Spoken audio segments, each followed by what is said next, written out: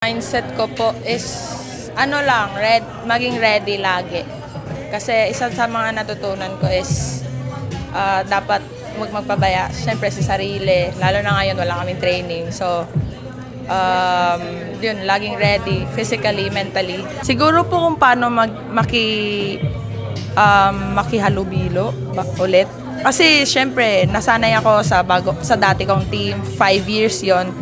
So hindi ko pa masyadong alam kung ano yung pakiramdam sa isang bagong team na naman. But I'm sure hindi naman ako mahirapan. Meron namang mga ates na mag-guide. But yun yung kailangan ko siguro kailangang paghandaan yung paano ako mag-adjust sa panibagong team, panibagong system. Yung laging maging handa physically, mentally, emotionally. And isa na din yung yung pagkakaroon ng good character as an athlete. Be humble lagi. And wag maging complacent sa kung ano man ang meron ngayon.